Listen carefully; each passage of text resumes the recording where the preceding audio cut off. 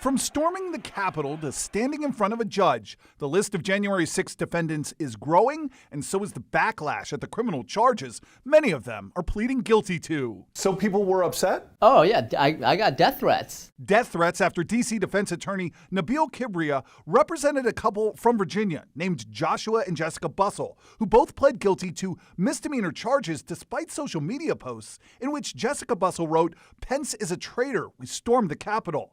The judge said he was concerned by those posts, but not enough to send the couple to prison, sentencing each to a few months of house arrest and probation. Do you think justice was served in the Bussells case? I think so. I think justice was served because, again, as I said, these people, I don't think were there to stop the government. I don't think they were really there to stop the certification of the election.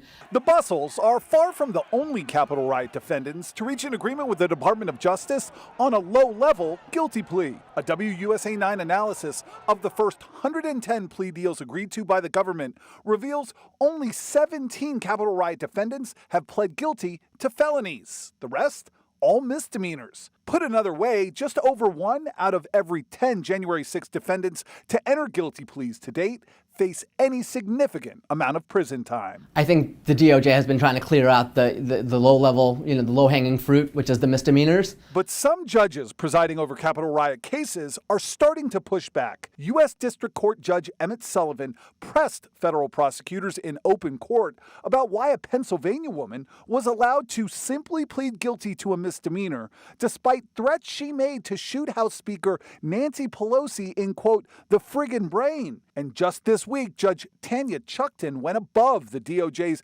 recommended sentence for Matthew Mazzocco, who pled guilty to a petty misdemeanor charge for being on Capitol grounds January 6th. The DOJ asked for 3 months of home confinement, the judge ordering the Texas man to serve 45 days in jail instead, saying, quote, there have to be consequences for January 6th.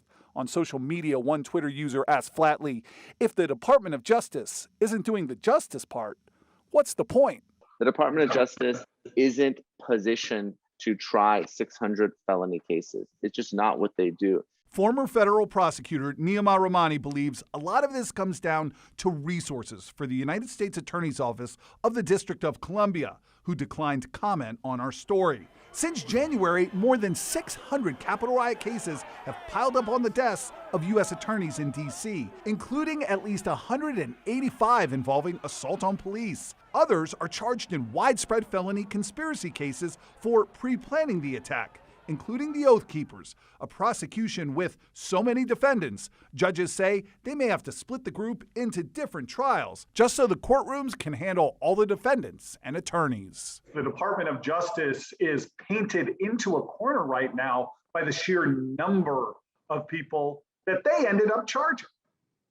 No question, but you have to charge these people. You cannot give people a free pass when they enter the Capitol building unlawfully. So they're trying to strike a balance.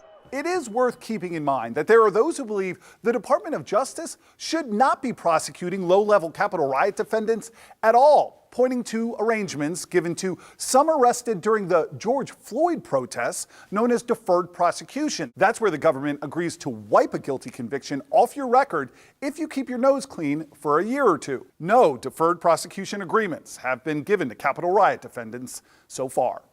Eric Flack, WUSA 9.